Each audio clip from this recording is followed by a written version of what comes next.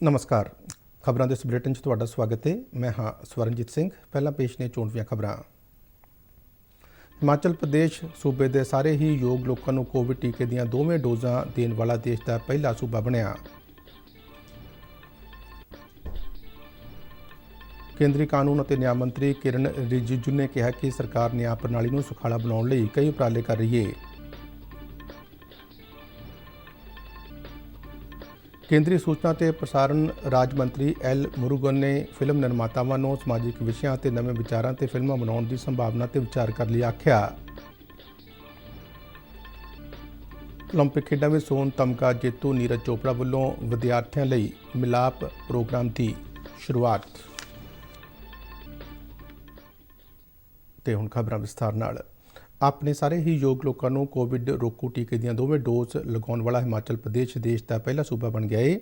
इस शानदार उपलब्धि लिए सूबा सरकार वालों बिलासपुर स्थित एम्स में एक प्रोग्राम का आयोजन किया गया, जिस में भारतीय जनता पार्टी के राष्ट्रीय प्रधान JP नड्डा, केंद्रीय सेहत ते परिवार भलाई मंत्री मनसुख मांडविया, सूचना ते प्रसारण मंत्री अनुराग सिंह ठाकुर और हिमाचल प्रदेश के मुख्यमंत्री जयराम ठाकुर ने शिरकत की। इस मौके एम्स में OPD का शुभ आरंभ किया गया। समागम दौरान उन्होंने सेहत कामियां को सन्मानित किया गया, जिन्होंने सूबे में टीकाकरण मुहिम कामयाब बनाने में महत्वपूर्ण भूमिका निभाई।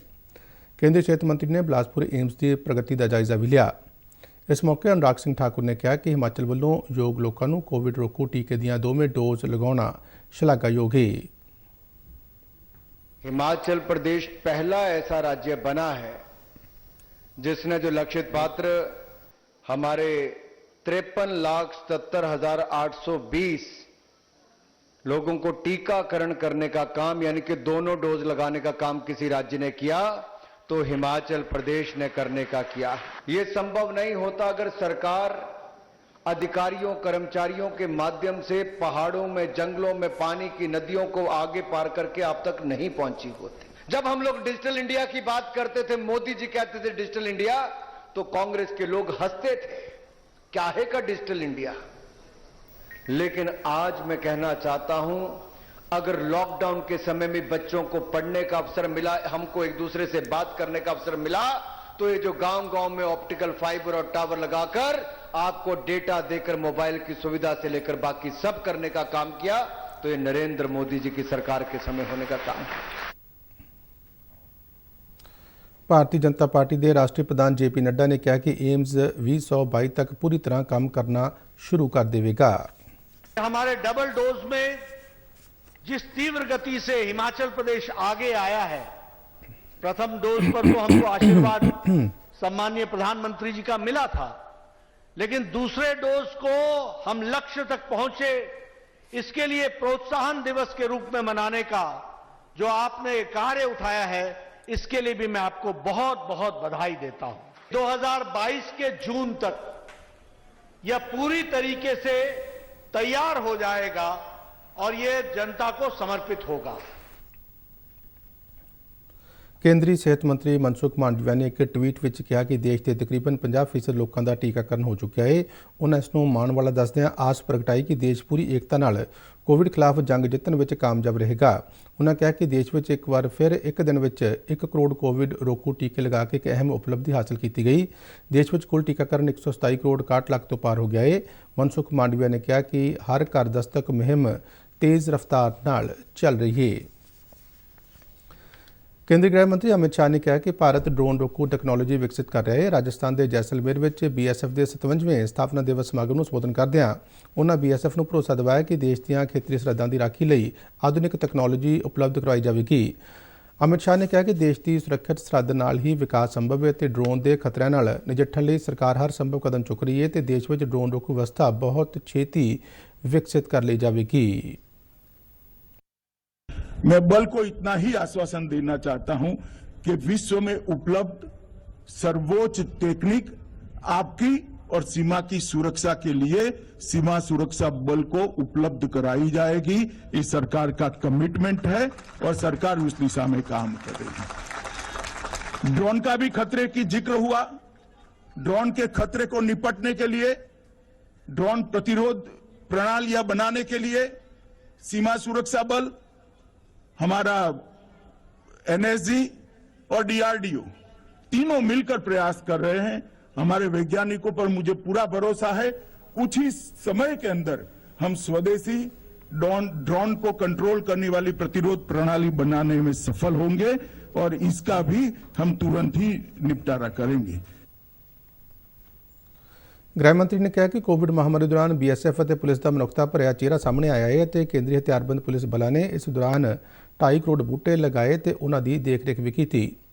ਇਸ ਤੋਂ ਪਹਿਲਾਂ ਅਮਿਤ ਸ਼ਾਹ ਨੇ ਸ਼ਹੀਦਾਂ ਨੂੰ ਸ਼ਰਧਾਂਜਲੀ ਦਿੱਤੀ ਅਤੇ ਪਰੇਡ ਦਾ ਨਿਰੀਖਣ ਕੀਤਾ ਤੇ ਮਾਰਚ ਪਾਸਟ ਤੋਂ ਸਲਾਮੀ ਲਈ। ਸੰਸਦ ਦੀ ਲੋਕ ਲੇਖਾ ਕਮੇਟੀ PAC ਦਾ 2 ਰੋਜ਼ਾ 100 ਸਾਲਾ ਸਮਾਗਮ ਕੱਲ੍ਹ ਨਵੀਂ ਦਿੱਲੀ ਵਿੱਚ ਸਮਾਪਤ ਹੋ ਗਿਆ ਹੈ। ਲੋਕ ਸਭਾ ਦੇ ਸਪੀਕਰ ਓਮ ਬਿਰਲਾ ਨੇ ਸਮਾਪਤੀ ਸਮਾਗਮ ਨੂੰ ਸੰਬੋਧਨ ਕਰਦਿਆਂ ਕਿਹਾ ਕਿ ਸਮੇਂ ਦੇ ਨਾਲ ਲੋਕ ਲੇਖਾ ਕਮੇਟੀ ਦੀ ਸਾਰਥਕਤਾ ਤੇ ਮਹੱਤਵ ਵਧਿਆ ਹੈ ਅਤੇ ਕਮੇਟੀ ਤੋਂ ਲੋਕਾਂ ਦੀਆਂ ਉਮੀਦਾਂ ਤੇ ਆਸਾਂ ਵਿੱਚ ਵਾਧਾ ਹੋਇਆ ਹੈ। ਤਾਂ ਉਹਨਾਂ ਕਿਹਾ ਕਿ PAC ਦੀ ਜ਼ਿੰਮੇਵਾਰੀ ਹੈ ਕਿ ਉਹ ਹਾਲਾਤ ਮੁਤਾਬਕ ਆਪਣੇ ਆਪ ਨੂੰ ਬਦਲੇ ਅਤੇ ਪ੍ਰਕਿਰਿਆਵਾਂ ਨੂੰ ਲਚੀਲਾ ਬਣਾਏ। ਬਿਰਲਾ ਨੇ ਕਿਹਾ ਕਿ ਕਮੇਟੀ ਨੂੰ ਇਹ ਗੱਲ ਯਕੀਨੀ ਬਣਾਉਣੀ ਚਾਹੀਦੀ ਹੈ ਕਿ ਉਹ ਕਤਾਰ ਵਿੱਚ ਖੜੇ ਆਖਰੀ ਵਿਅਕਤੀ ਦੀ ਭਲਾਈ ਅਤੇ ਬਿਹਤਰੀ ਲਈ ਕੰਮ ਕਰੇ। ਸਮਾਗਮ ਵਿੱਚ ਕਮੇਟੀ ਦੇ ਮੁਖੀ ਅਧੀਰ ਰੰਜਨ ਚੌਧਰੀ, ਕਈ ਕੇਂਦਰੀ ਮੰਤਰੀਆਂ, ਸੰਸਦ ਮੈਂਬਰਾਂ ਤੇ ਸੂਬਿਆਂ ਦੀਆਂ ਵਿਧਾਨ ਸਭਾ ਦੇ ਸਪੀਕਰਾਂ ਨੇ ਵੀ ਹਿੱਸਾ ਲਿਆ। ਇਸ ਸਮਾਗਮ ਦਾ ਉਦਘਾਟਨ ਰਾਸ਼ਟਰਪਤੀ ਰਾਮਨਾਥ ਕੋਵਿੰਦ ਨੇ 4 ਦਸੰਬਰ ਨੂੰ ਕੀਤਾ ਸੀ। ਕੇਂਦਰੀ ਕਾਨੂੰਨ ਅਤੇ ਨਿਆਂ ਮੰਤਰੀ ਕਿਰਨ ਰਿਜੀਜੂ ਨੇ ਕਿਹਾ ਕਿ ਸਰਕਾਰ ਦੇਸ਼ ਵਿੱਚ ਨਿਆਂ ਮੁਹੱਈਆ ਕਰਵਾਉਣ ਦੀ ਪ੍ਰਕਿਰਿਆ ਨੂੰ ਸੁਖਾਲਾ ਬਣਾਉਣ ਲਈ ਕਈ ਉਪਰਾਲੇ ਕਰ ਰਹੀ ਹੈ। ਉੱਤਰਾਖੰਡ ਦੇ ਪਿਥੌਰਾਗੜ੍ਹ ਜ਼ਿਲ੍ਹੇ ਵਿੱਚ ਜ਼ਿਲ੍ਹਾ ਕਾਨੂੰਨੀ ਸੇਵਾਵਾਂ ਅਥਾਰਟੀ ਵੱਲੋਂ ਆਯੋਜਿਤ ਕਾਨੂੰਨੀ ਕਮ ਮੈਡੀਕਲ ਸਾਖਰਤਾ ਕੈਂਪ ਨੂੰ ਸੰਬੋਧਿਤ ਕਰਦਿਆਂ ਰਿਜੀਜੂ ਨੇ ਕਿਹਾ ਕਿ ਉਹਨਾਂ ਦੇ ਮੰਤਰਾਲਾ ਵੱਲੋਂ ਲੋਕਾਂ ਵਿੱਚ ਨਿਆਂ ਸਪੁਰਦਗੀ ਪ੍ਰਤੀ ਜ਼ਰੂਰੀ ਜਾਗਰੂਕਤਾ ਪੈਦਾ ਕਰਨ ਲਈ ਵੱਡੀ ਗਿਣਤੀ ਵਿੱਚ ਪੈਰਾਲੀਗਲ ਵਲੰਟੀਅਰ ਨਿਯੁਕਤ ਕੀਤੇ ਗਏ ਨੇ ਤਾਂ ਜੋ ਲੋਕਾਂ ਨੂੰ ਜਲਦੀ ਨਿਆਂ ਪ੍ਰਾਪਤ ਕਰਨ ਲਈ ਮੁਫਤ ਕਾਨੂੰਨੀ ਕੈਂਪਾਂ ਦਾ ਲਾਭ ਮਿਲ ਸਕੇ। ਉਹਨਾਂ ਕਿਹਾ ਕਿ ਦੇਸ਼ ਵਿੱਚ ਕਾਨੂੰਨ ਪ੍ਰਕਿਰਿਆ ਅਤੇ ਨਿਆਂ ਸਪੁਰਦਗੀ ਨੂੰ ਸੁਖਾਲਾ ਬਣਾਉਣ ਦੀ ਲੋੜ ਹੈ ਤਾਂ ਜੋ ਆਮ ਵਿਅਕਤੀ ਕਾਨੂੰਨੀ ਦਸਤਾਵੇਜ਼ਾਂ ਨੂੰ ਆਸਾਨੀ ਨਾਲ ਸਮਝ ਸਕੇ। ਕੇਂਦਰੀ ਸੂਚਨਾ ਅਤੇ ਪ੍ਰਸਾਰਣ ਰਾਜ ਮੰਤਰੀ ਐਲ ਮੁਰੂਗਨ ਨੇ ਟਵੀਟ ਕਰਕੇ ਨੌਜਵਾਨ ਫਿਲਮ ਨਿਰਮਾਤਾਵਾਂ ਨੂੰ ਆਪਣੀਆਂ ਫਿਲਮਾਂ ਲਈ ਸਮਾਜਿਕ ਤੌਰ ਤੇ ਸੰਬੰਧਿਤ ਵਿਸ਼ਿਆਂ ਅਤੇ ਨਵੇਂ ਵਿਚਾਰਾਂ ਦੀ ਪੜਚੋਲ ਕਰਨ ਦੀ ਅਪੀਲ ਕੀਤੀ ਹੈ। ਤਿਰੂਵਨੰਤਪੁਰਮ ਵਿੱਚ ਸ਼ੀ ਸ਼ਾਟ ਫਿਲਮ ਫੈਸਟੀਵਲ ਦੇ ਇਨਾਮ ਵੰਡ ਸਮਾਰੋਹ ਦਾ ਉਦਘਾਟਨ ਕਰਨ ਉਪਰੰਤ ਉਹਨਾਂ ਕਿਹਾ ਕਿ ਨੌਜਵਾਨ ਫਿਲਮ ਨਿਰਮਾਤਾਵਾਂ ਨੂੰ ਸੁਤੰਤਰਤਾ ਸੰਗਰਾਮ ਦੇ ਅਣਗੌਲੇ ਨਾਇਕਾਂ ਦੀਆਂ ਕਹਾਣੀਆਂ ਦੀ ਪੜਚੋਲ ਕਰਨੀ ਚਾਹੀਦੀ ਹੈ। ਉਹਨਾਂ ਨੇ ਸ਼ਾਰਟ ਫਿਲਮ ਫੈਸਟੀਵਲ ਦੇ ਜੇਤੂਆਂ ਨੂੰ ਵਧਾਈ ਵੀ ਦਿੱਤੀ ਜਿਨ੍ਹਾਂ ਦੀਆਂ ਫਿਲਮਾਂ ਔਰਤਾਂ ਦੀਆਂ ਸੁਰੱਖਿਆ ਦੇ ਵਿਸ਼ੇ ਤੇ ਆਧਾਰਿਤ ਨੇ। ਕੇਂਦਰੀ ਵਿੱਤ ਮੰਤਰਾਲਾ ਅਨੁਸਾਰ ਆਮਦਨ ਕਰ ਮਹਿਕਮੇ ਦੇ ਨਵੇਂ ਫਾਈਲਿੰਗ ਪੋਰਟਲ ਤੇ 3 ਕਰੋੜ ਤੋਂ ਵੱਧ ਆਮਦਨ ਕਰ ਦੀਆਂ ਰਿਟਰਨਾਂ ਦਾਖਲ ਕੀਤੀਆਂ ਗਈਆਂ ਨੇ। ਮੰਤਰਾਲਾ ਵੱਲੋਂ ਜਾਰੀ ਇੱਕ ਬਿਆਨ ਵਿੱਚ ਕਿਹਾ ਗਿਆ ਕਿ ਆਮਦਨ ਕਰ ਦੀ ਰਿਟਰਨ ਦਾਖਲ ਕਰਨ ਦੀ ਆਖਰੀ ਤਰੀਕ 31 ਦਸੰਬਰ ਹੈ ਤੇ ਇਸ ਦੇ ਮੱਦੇਨਜ਼ਰ ਹਰ ਰੋਜ਼ 4 ਲੱਖ ਤੋਂ ਵੱਧ ਆਮਦਨ ਕਰ ਦੀਆਂ ਰਿਟਰਨਾਂ ਦਾਖਲ ਹੋ ਰਹੀਆਂ ਨੇ। ਆਮਦਨ ਕਰ ਮਹਿਕਮੇ ਨੇ ਸਾਰੇ ਹੀ ਟੈਕਸ ਦਾਤਾਵਾਂ ਨੂੰ ਸਲਾਹ ਦਿੱਤੀ ਹੈ ਕਿ ਉਹ ਫਾਈਲਿੰਗ ਪੋਰਟਲ ਤੇ ਆਪਣਾ ਫਾਰਮ 26 AS ਅਤੇ ਸਾਲਾਨਾ ਵੇਰਵੇ AIS ਦੇ ਕੇ TDS ਅਤੇ ਟੈਕਸ ਦੇ ਭੁਗਤਾਨ ਲਈ ਪੁਸ਼ਟੀ ਕਰ ਲੈਣ ਤਾਂ ਜੋ ਰਿਟਰਨ ਦਾਖਲ ਕਰਨ ਦੇ ਵਿੱਚ ਆਸਾਨੀ ਹੋਵੇ। ਓਲੰਪਿਕ ਖੇਡਾਂ ਵਿੱਚ ਸੋਨ ਤਮਗਾ ਜਿੱਤਣ ਵਾਲੇ ਨੀਰਜ ਚੋਪੜਾ ਨੇ ਪ੍ਰਧਾਨ ਮੰਤਰੀ ਨਰਿੰਦਰ ਮੋਦੀ ਦੇ ਸੱਦੇ ਤੇ ਇੱਕ ਅਹਿਮ ਮਿਲਾਪ ਪ੍ਰੋਗਰਾਮ ਦੀ ਸ਼ੁਰੂਆਤ ਅਹਿਮਦਾਬਾਦ ਦੇ ਸੰਸਕਾਰ ਧਾਮ ਵਿੱਚ 75 ਤੋਂ ਵੱਧ ਸਕੂਲਾਂ ਦੇ ਬੱਚਿਆਂ ਨਾਲ ਗੱਲਬਾਤ ਕਰਕੇ ਕੀਤੀ। ਨੀਰਜ ਚੋਪੜਾ ਨੇ ਬੱਚਿਆਂ ਨੂੰ ਸੰਤੁਲਨ ਖਾਣ-ਪਾਣ, ਫਿਟਨੈਸ ਅਤੇ ਖੇਡ ਦੀ ਅਹਿਮੀਅਤ ਬਾਰੇ ਜਾਣਕਾਰੀ ਦਿੱਤੀ। ਇਸ ਪ੍ਰੋਗਰਾਮ ਦਾ ਆਯੋਜਨ ਯੁਵਾ ਮਾਮਲੇ ਤੇ ਖੇਡ ਮੰਤਰਾਲਾ ਤੇ ਸਿੱਖਿਆ ਮੰਤਰਾਲੇ ਵੱਲੋਂ ਸਾਂਝੇ ਤੌਰ ਤੇ ਕੀਤਾ ਜਾ ਰਿਹਾ ਹੈ। ਪ੍ਰਧਾਨ ਮੰਤਰੀ ਨਰਿੰਦਰ ਮੋਦੀ ਨਾਲ ਆਪਣੀ ਮੁਲਾਕਾਤ ਬਾਰੇ ਨੀਰਜ ਚੋਪੜਾ ਨੇ ਕਿਹਾ ਕਿ ਪ੍ਰਧਾਨ ਮੰਤਰੀ ਨੇ ਨਵੇਂ ਸਿਹਤਯਾਬ ਅਤੇ ਪਹਿਲਾਂ ਤੋਂ ਫਿੱਟ ਭਾਰਤ ਬਾਰੇ ਆਪਣੇ ਨਜ਼ਰੀਏ ਨੂੰ ਉਹਨਾਂ ਦੇ ਨਾਲ ਸਾਂਝਾ ਕੀਤਾ ਸੀ। ਉਹਨਾਂ ਕਿਹਾ ਕਿ ਉਹ ਇਸ ਪਹਿਲ ਨੂੰ ਸ਼ੁਰੂ ਕਰਕੇ ਬੇहद ਖੁਸ਼ ਨੇ ਜਿਸ ਨਾਲ ਵਿਦਿਆਰਥੀਆਂ ਦੀ ਮਦਦ ਹੋ ਸਕੇ ਅਤੇ ਖੇਡਾਂ ਦੇ ਖੇਤਰ ਵਿੱਚ ਦੇਸ਼ ਨੂੰ ਅੱਗੇ ਲਿਜਾਣ ਦਾ ਪ੍ਰਧਾਨ ਮੰਤਰੀ ਦਾ ਸੁਪਨਾ ਪੂਰਾ ਹੋ ਸਕੇ। ਨੀਰਜ ਚੋਪੜਾ ਵੱਲੋਂ ਮਿਲਾਪ ਪ੍ਰੋਗਰਾਮ ਦੀ ਸ਼ੁਰੂਆਤ ਕਰਨ ਤੇ ਪ੍ਰਧਾਨ ਮੰਤਰੀ ਨਰਿੰਦਰ ਮੋਦੀ ਨੇ ਕਿਹਾ ਕਿ ਆਓ ਅਸੀਂ ਉਤਸ਼ਾਹ ਬਣਾਈ ਰੱਖੀਏ ਅਤੇ ਆਪਣੇ ਨੌਜਵਾਨਾਂ ਨੂੰ ਖੇਡ ਦੇ ਮੈਦਾਨ ਤੇ ਉਪਲਬਧੀਆਂ ਹਾਸਲ ਕਰਨ ਲਈ ਪ੍ਰੇਰਿਤ ਕਰੀਏ। ਦੂਰਦਰਸ਼ਨ ਨਿਊਜ਼ ਦੇ ਇੱਕ ਟਵੀਟ ਦੇ ਜਵਾਬ ਵਿੱਚ ਪ੍ਰਧਾਨ ਮੰਤਰੀ ਨੇ ਕਿਹਾ ਕਿ ਇਹ ਟਵੀਟ ਤੁਹਾਨੂੰ ਖੁਸ਼ੀ ਦੇਵੇਗਾ। ਖਰੜ ਵਿਖੇ ਨਵੇਂ ਬਣੇ ਜੈਨ ਸਥਾਨਕ ਭਵਨ ਦਾ ਉਦਘਾਟਨ ਜੈਨ ਧਰਮ ਦੇ ਮੁਨੀ ਸੁਭਾਸ਼ ਮੁਨੀ ਤੇ ਸਤੀ ਸ਼ਰੂਤੀ ਮਹਾਰਾਜ ਵੱਲੋਂ ਜੈਨ ਸਮਾਜ ਦੇ ਸੰਤਾਂ ਤੇ ਹੋਰਨਾਂ ਸ਼ਖਸੀਅਤਾਂ ਦੀ ਮੌਜੂਦਗੀ ਵਿੱਚ ਕੀਤਾ ਗਿਆ। ਸੁਭਾਸ਼ ਮੁਨੀ ਨੂੰ ਸਤੀ ਸ਼ਰੂਤੀ ਵੱਲੋਂ ਜੈਨ ਸਥਾਨਕ ਦੀ ਗੱਦੀ ਤੇ ਬਿਰਾਜਮਾਨ ਵੀ ਕੀਤਾ ਗਿਆ। ਆਪਣੇ ਸੰਬੋਧਨ ਵਿੱਚ ਮੁਨੀ ਸੁਭਾਸ਼ ਨੇ ਸਾਰਿਆਂ ਨੂੰ ਵਧਾਈ ਦਿੰਦਿਆਂ ਅਹਿੰਸਾ ਤੇ ਭਾਈਚਾਰੇ ਦਾ ਪ੍ਰਚਾਰ ਕਰਨ ਵਾਲੇ ਭਗਵਾਨ ਮਹਾਵੀਰ ਦੇ ਸਿਧਾਂਤਾਂ ਤੇ ਚੱਲਣ ਦਾ ਉਪਦੇਸ਼ ਦਿੱਤਾ। ਇਸ ਤੋਂ ਪਹਿਲਾਂ ਝੰਡਾ ਲਹਿਰਾਉਣ ਦੀ ਰਸਮ IAS ਲਲਿਤ ਜੈਨ ਤੇ ਖਰੜ ਜੈਨ ਸਭਾ ਦੇ ਪ੍ਰਧਾਨ ਪਰਨੇਸ਼ ਜੈਨ ਵੱਲੋਂ ਨਿਭਾਈ ਗਈ। ਖਰੜ ਦੇ ਵੱਖ-ਵੱਖ ਇਲਾਕਿਆਂ ਵਿੱਚ ਇੱਕ ਸ਼ੋਭਾ ਯਾਤਰਾ ਵੀ ਕੱਢੀ ਗਈ ਜਿਸ ਵਿੱਚ ਵੱਡੀ ਗਿਣਤੀ ਵਿੱਚ ਲੋਕ ਸ਼ਾਮਲ ਹੋਏ। ਨਾਗਰਿਕ ਸੇਵਾਵਾਂ ਪ੍ਰਦਾਨ ਕਰਨ ਵਿੱਚ ਜਲੰਧਰ ਜ਼ਿਲ੍ਹੇ ਦੀ ਜ਼ੀਰੋ ਪੈਂਡੈਂਸੀ ਭੁਵਨੇਸ਼ਵਰ ਵਿਖੇ ਹੋਈ 2 ਦਿਨਾਂ ਖੇਤਰੀ ਕਾਨਫਰੰਸ ਦੌਰਾਨ ਦਿਲਚਸਪੀ ਅਤੇ ਖਿੱਚ ਦਾ ਮੁੱਖ ਕੇਂਦਰ ਰਹੀ। ਡਿਪਟੀ ਕਮਿਸ਼ਨਰ ਘਣਸ਼ਿਆਮ ਥੋਰੀ ਨੇ ਇਸ ਕਾਨਫਰੰਸ ਦੌਰਾਨ ਆਪਣੇ ਵਿਚਾਰ ਸਾਂਝੇ ਕਰਨ ਤੋਂ ਇਲਾਵਾ ਜ਼ੀਰੋ ਪੈਂਡੈਂਸੀ ਬਾਰੇ ਵਿਸਥਾਰ ਨਾਲ ਪੇਸ਼ਕਾਰੀ ਦਿੱਤੀ, ਜਿਸ ਵਿੱਚ ਦੱਸਿਆ ਗਿਆ ਕਿ ਕਿਵੇਂ ਇਸ ਕਾਰਜ ਨੂੰ ਕਰਨਾ ਸੰਭਵ ਬਣਾਇਆ ਗਿਆ। ਇਸ ਕਾਨਫਰੰਸ ਦੀ ਪ੍ਰਧਾਨਗੀ ਕੇਂਦਰੀ ਪਰਸੋਨਲ, ਲੋਕ ਸ਼ਿਕਾਇਤ ਅਤੇ ਪੈਨਸ਼ਨ ਰਾਜ ਮੰਤਰੀ ਡਾਕਟਰ ਜਤਿੰਦਰ ਸਿੰਘ ਨੇ ਕੀਤੀ। ਘਣਸ਼ਿਆਮ ਥੋਰੀ ਨੇ ਦੱਸਿਆ ਕਿ ਜਲੰਧਰ ਜ਼ਿਲ੍ਹੇ ਦੇ 33 ਸੇਵਾ ਕੇਂਦਰਾਂ ਵੱਲੋਂ ਜ਼ੀਰੋ ਪੈਂਡੈਂਸੀ ਨੂੰ ਕਾਇਮ ਰੱਖਦਿਆਂ ਮਾਲੀਆ ਵੀ ਇਕੱਠਾ ਕੀਤਾ ਜਾ ਰਿਹਾ ਹੈ। ਇਸ ਕਾਨਫਰੰਸ ਵਿੱਚ 250 ਤੋਂ ਵੱਧ ਪ੍ਰਤੀਨਿਧਾਂ ਨੇ ਹਿੱਸਾ ਲਿਆ। ਸੈਨਿਕ ਸਕੂਲ ਕਪੂਰਥਲਾ ਵਿਖੇ ਸਾਬਕਾ ਵਿਦਿਆਰਥੀਆਂ ਦੀ ਮਿਲਣੀ ਯਾਨੀ ਐਲੂਮਨੀ ਮੀਟ ਕਰਵਾਈ ਗਈ। ਉੱਤਰਾਖੰਡ ਦੇ ਰਾਜਪਾਲ retired lieutenant general Gurmeet Singh ਇਸ ਵਿੱਚ ਬਤੌਰ ਮੁੱਖ ਮਹਿਮਾਨ ਸ਼ਾਮਲ ਹੋਏ।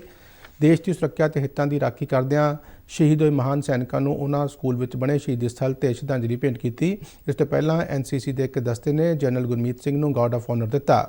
ਸਕੂਲ ਦੇ ਵਿਦਿਆਰਥੀਆਂ ਵੱਲੋਂ ਸ਼ਾਨਦਾਰ ਬੈਂਡ ਡਿਸਪਲੇ ਵੀ ਪੇਸ਼ ਕੀਤਾ ਗਿਆ। ਵਿਦਿਆਰਥੀਆਂ ਨਾਲ ਆਪਣੇ ਤਜਰਬੇ ਸਾਂਝੇ ਕਰਦਿਆਂ ਰਾਜਪਾਲ ਨੇ ਕਿਹਾ ਕਿ ਸਾਲ 1967 ਤੋਂ 1973 ਤੱਕ ਇੱਥੇ ਪੜ੍ਹਾਈ ਕਰਨ ਮਗਰੋਂ ਵਿੱਦਿਆ ਦੇ ਇਸ ਮੰਦਰ ਵਿੱਚ ਆਉਣ ਨਾਲ ਉਹਨਾਂ ਦਾ ਸੁਪਨਾ ਪੂਰਾ ਹੋਇਆ ਹੈ। ਪਟਿਆਲਾ ਵਿਖੇ ਖਤਮ ਹੋਏ ਐਨਸੀਸੀ ਦੇ ਸਾਲਾਨਾ ਸਿਖਲਾਈ ਕੈਂਪ ਦੌਰਾਨ ਸਵੀਪ ਟੀਮ ਦੇ ਜ਼ਿਲ੍ਹਾ ਨੋਡਲ ਅਧਿਕਾਰੀ ਗੁਰਬਖਸ਼ੀਸ਼ ਸਿੰਘ ਅੰਟਾਲ ਦੀ ਅਗਵਾਈ ਵਿੱਚ ਕੈਡਿਟਾਂ ਨੂੰ ਵੋਟ ਦੀ ਅਹਿਮੀਅਤ ਬਾਰੇ ਜਾਗਰੂਕ ਕੀਤਾ ਗਿਆ। ਸੀਨੀਅਰ ਸੈਕੰਡਰੀ ਸਕੂਲ ਪਾਸੀ ਦੇ ਵਿਦਿਆਰਥੀਆਂ ਵੱਲੋਂ ਲੋਕਤੰਤਰ ਦਾ ਤਿਉਹਾਰ ਨਾਟਕ ਰਾਹੀਂ ਵੋਟ ਦੀ ਮਹੱਤਤਾ ਦਰਸਾਈ ਗਈ ਅਤੇ ਹਰ ਯੋਗ ਵੋਟਰ ਨੂੰ ਵੋਟ ਪਾਉਣ ਤੇ ਇਸ ਦੀ ਸੋਚ ਸਮਝ ਕੇ ਵਰਤੋਂ ਕਰਨ ਲਈ ਪ੍ਰੇਰਿਤ ਕੀਤਾ ਗਿਆ। ਐਨਸੀਸੀ ਦੇ ਗਰੁੱਪ ਕੈਪਟਨ ਰਾਜੇਸ਼ ਸ਼ਰਮਾ ਨੇ ਕੈਡਿਟਾਂ ਨੂੰ ਦੇਸ਼ ਦੇ ਚੰਗੇ ਨਾਗਰਿਕ ਬਣਨ ਦਾ ਸੁਨੇਹਾ ਦਿੰਦਿਆਂ ਲੋਕਾਂ ਨੂੰ ਨੈਤਿਕ ਕਦਰਾਂ ਕੀਮਤਾਂ ਪ੍ਰਤੀ ਸੁਚੇਤ ਕਰਨ ਦੀ ਅਪੀਲ ਵੀ ਕੈਡਿਟਾਂ ਨੂੰ ਕੀਤੀ। ਲੇਖਕ ਡਾਕਟਰ ਐਸ ਛੀਨਾ ਅਤੇ ਗੀਤਕਾਰ ਲਾਲ ਅਠੌਲੀ ਨੂੰ ਕੇਵਲ ਵਿਗ ਐਵਾਰਡ 2021 ਨਾਲ ਸਨਮਾਨਿਤ ਕੀਤਾ ਗਿਆ ਹੈ। ਜਲੰਧਰ ਦੇ ਦੇਸ਼ ਭਗਤੀ ਯਾਦਗਾਰ ਹਾਲ ਵਿੱਚ ਹੋਏ ਇੱਕ ਸਮਾਗਮ ਦੌਰਾਨ ਉਹਨਾਂ ਇਹ ਐਵਾਰਡ ਦਿੱਤੇ ਗਏ। ਕੇਵਲ ਵਿਗ ਫਾਊਂਡੇਸ਼ਨ ਦੇ ਮੁਖੀ ਜਤਿੰਦਰ ਮੋਹਨ ਵਿਗ ਨੇ ਦੱਸਿਆ ਕਿ ਸਾਹਿਤਕ ਦੁਨੀਆ ਵਿੱਚ ਇਸ ਐਵਾਰਡ ਦੀ ਅਲੱਗ ਪਛਾਣ ਹੈ ਤੇ ਹੁਣ ਤੱਕ 59 ਉੱਘੇ ਲੇਖਕਾਂ ਤੇ ਕਵੀਆਂ ਨੂੰ ਇਹ ਐਵਾਰਡ ਦਿੱਤਾ ਜਾ ਚੁੱਕਾ ਹੈ। ਭਾਰਤ ਦੀ ਮਹਿਲਾ ਹਾਕੀ ਟੀਮ ਨੇ ਦੱਖਣੀ ਕੋਰੀਆ ਦੇ ਡੋਂਗਹੋ ਵਿੱਚ ਖੇਡੇ ਗਏ ਏਸ਼ੀਆ ਚੈਂਪੀਅਨਸ ਟਰਾਫੀ ਦੇ ਆਪਣੇ ਪਹਿਲੇ ਮੈਚ ਵਿੱਚ ਥਾਈਲੈਂਡ ਨੂੰ 13-0 ਨਾਲ ਹਰਾ ਕੇ ਕਰਾਰੀ ਹਾਰ ਦਿੱਤੀ। ਡਰੈਗ ਫਲਿਕਰ ਗੁਰਜੀਤ ਕੌਰ ਵੱਲੋਂ ਕੀਤੇ ਗਏ 5 ਗੋਲਾਂ ਨਾਲ ਭਾਰਤ ਨੂੰ ਇਹ ਸ਼ਾਨਦਾਰ ਕਾਮਯਾਬੀ ਹਾਸਲ ਹੋਈ। ਗੁਰਜੀਤ ਕੌਰ ਨੇ ਮੈਚ ਦੇ ਦੂਜੇ ਮਿੰਟ ਵਿੱਚ ਹੀ ਪੈਨਲਟੀ ਸਟ੍ਰੋਕ ਨੂੰ ਗੋਲ ਵਿੱਚ ਬਦਲ ਦਿੱਤਾ, ਜਦਕਿ ਵੰਦਨਾ ਕਟਾਰੀਆ ਨੇ 5 ਮਿੰਟਾਂ ਵਿੱਚ ਦੂਜਾ ਗੋਲ ਦਾਗ ਦਿੱਤਾ। ਮੈਚ ਦਾ ਪਹਿਲਾ ਕੁਆਟਰ ਖਤਮ ਹੋਣ ਤੱਕ ਨੀਲਮਾ ਮਿੰਜ ਨੇ 14ਵੇਂ ਮਿੰਟ ਵਿੱਚ ਭਾਰਤ ਲਈ ਤੀਜਾ ਗੋਲ ਕੀਤਾ, ਜਦਕਿ ਗੁਰਜੀਤ ਕੌਰ ਅਤੇ ਜੋਤੀ ਨੇ ਇੱਕ ਗੋਲ ਕਰਕੇ ਭਾਰਤ ਦੇ ਸਕੋਰ ਨੂੰ 5-0 ਤੱਕ ਪਹੁੰਚਾ ਦਿੱਤਾ। ਭਾਰਤ ਨੇ ਦੂਜੇ ਕੁਆਟਰ ਵਿੱਚ ਵੀ ਆਪਣਾ ਦਬਦਬਾ ਬਣਾਈ ਰੱਖਿਆ ਤੇ ਮੈਚ ਖਤਮ ਹੋਣ ਤੱਕ ਥਾਈਲੈਂਡ ਨੂੰ 13-0 ਨਾਲ ਹਰਾ ਕੇ ਜਿੱਤ ਹਾਸਲ ਕੀਤੀ। ਭਾਰਤ ਨੇ ਮੁੰਬਈ ਕ੍ਰਿਕਟ ਟੈਸਟ ਵਿੱਚ ਨਿਊਜ਼ੀਲੈਂਡ ਸਾਹਮਣੇ ਜਿੱਤ ਲਈ 540 ਦੌੜਾਂ ਦਾ ਟੀਚਾ ਰੱਖਿਆ ਹੈ। ਭਾਰਤ ਨੇ ਆਪਣੀ ਦੂਜੀ ਪਾਰੀ ਵਿੱਚ 7 ਵਿਕਟ ਤੇ 267 ਦੌੜਾਂ ਬਣਾਈਆਂ ਤੇ ਪਾਰੀ ਖਤਮ ਕਰਨ ਦਾ ਐਲਾਨ ਕੀਤਾ। ਖੇਡ ਖਤਮ ਹੋਣ ਸਮੇਂ ਨਿਊਜ਼ੀਲੈਂਡ ਨੇ 5 ਵਿਕਟਾਂ ਪਿੱਛੇ 140 ਦੌੜਾਂ ਬਣਾਈਆਂ ਸਨ ਅਤੇ ਉਹ ਹਾਲੇ ਵੀ 400 ਦੌੜਾਂ ਪਿੱਛੇ। ਇਸ ਮੈਚ ਤੇ ਭਾਰਤੀ ਟੀਮ ਨੇ ਆਪਣਾ ਸ਼ਿਕੰਜਾ ਕੱਸ ਲਿਆ ਹੈ। ਜਲੰਧਰ ਸਮੇਤ ਪੰਜਾਬ ਦੇ ਕਈ ਹਿੱਸਿਆਂ ਵਿੱਚ ਅੱਜ ਸਵੇਰ ਤੋਂ ਹੀ ਬੱਦਲਵਾਈ ਬਣੀ ਹੋਈ ਹੈ, ਜਿਸ ਕਾਰਨ ਦਿਨ ਦੇ ਤਾਪਮਾਨ ਵਿੱਚ ਗਿਰਾਵਟ ਦੇਖਣ ਨੂੰ ਮਿਲੀ ਹੈ। ਭਾਰਤੀ ਮੌਸਮ ਵਿਭਾਗ ਅਨੁਸਾਰ ਅਗਲੇ 2 ਦਿਨਾਂ ਵਿੱਚ ਰਾਜ ਦੇ ਕਈ ਹਿੱਸਿਆਂ ਵਿੱਚ ਹਲਕੀ ਤੋਂ ਦਰਮਿਆਨੀ ਵਰਖਾ ਹੋ ਸਕਦੀ ਹੈ। ਇਸ ਦੌਰਾਨ ਕੁਝ ਥਾਵਾਂ ਤੇ ਸੰਘਣੀ ਧੁੰਦ ਪੈਣ ਦੀ ਚੇਤਾਵਨੀ ਵੀ ਦਿੱਤੀ ਗਈ ਹੈ। ਅੱਜ ਸਵੇਰੇ ਧੁੰਦ ਪੈਣ ਨਾਲ ਸੜਕਾਂ ਤੇ ਗੱਡੀਆਂ ਦੀ ਰਫ਼ਤਾਰ ਵੀ ਘਟੀ ਹੈ ਤੇ ਵਾਹਨ ਚਾਲਕ ਲਾਈਟਾਂ ਜਗਾ ਕੇ ਗੱਡੀਆਂ ਚਲਾਉਂਦੇ ਦੇਖੇ ਗਏ। ਖਬਰਾਂ ਦੇ ਬੁਲੇਟਿਨ ਸਾਡੇ ਦਰਸ਼ਕ RNU DDK ਜਲੰਧਰ ਦੇ YouTube ਚੈਨਲ, Facebook ਪੇਜ ਅਤੇ Twitter ਹੈਂਡਲ ਤੇ ਵੀ ਦੇਖ ਸਕਦੇ ਨੇ। ਬੁਲੇਟਿਨ ਦੇ ਅਖੀਰ ਵਿੱਚ ਚੋਣਵੀਆਂ ਖਬਰਾਂ ਇੱਕ ਵਾਰ ਫਿਰ ਤੋਂ। ਹਿਮਾਚਲ ਪ੍ਰਦੇਸ਼ ਸੂਬੇ ਦੇ ਸਾਰੇ ਹੀ ਯੋਗ ਲੋਕਾਂ ਨੂੰ ਕੋਵਿਡ ਟੀਕੇ ਦੀਆਂ ਦੋਵੇਂ ਡੋਜ਼ਾਂ ਦੇਣ ਵਾਲਾ ਦੇਸ਼ ਦਾ ਪਹਿਲਾ ਸੂਬਾ ਬਣਿਆ।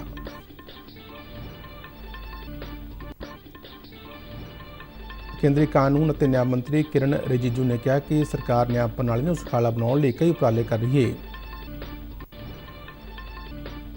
ਕੇਂਦਰੀ ਸੂਚਨਾ ਤੇ ਪ੍ਰਸਾਰਣ ਰਾਜ ਮੰਤਰੀ ਐਲ ਮੁਰੂਗਨ ਨੇ ਫਿਲਮ ਨਿਰਮਾਤਾਵਾਂ ਨੂੰ ਸਮਾਜਿਕ ਵਿਸ਼ਿਆਂ ਤੇ ਨਵੇਂ ਵਿਚਾਰਾਂ ਤੇ ਫਿਲਮਾਂ ਬਣਾਉਣ ਦੀ ਸੰਭਾਵਨਾ ਤੇ ਵਿਚਾਰ ਕਰਨ ਲਈ ਆਖਿਆ। ਓਲੰਪਿਕ ਖੇਡਾਂ ਵਿੱਚ ਸੋਨ ਤਮਗਾ ਜੇਤੂ ਨੀਰਜ ਚੋਪੜਾ ਵੱਲੋਂ ਵਿਦਿਆਰਥੀਆਂ ਲਈ ਮਿਲਾਪ ਪ੍ਰੋਗਰਾਮ ਦੀ ਸ਼ੁਰੂਆਤ। ਤੇ ਇਸ ਦੇ ਨਾਲ ਹੀ ਖਬਰਾਂ ਦਾ ਇਹ ਬੁਲੇਟਿਨ ਖਤਮ ਹੋਇਆ। ਇਜਾਜ਼ਤ ਦਿਓ, ਨਮਸਕਾਰ। ਮੈਂ ਮਾਸਕ ਲਗਾ ਕੇ ਸਟੂਡੀਓ ਤੋਂ ਬਾਹਰ ਜਾ ਰਿਹਾ। ਬਾਹਰ ਜਾਣ ਵੇਲੇ ਤੁਸੀਂ ਵੀ ਮਾਸਕ ਲਗਾ ਕੇ ਜਾਓ।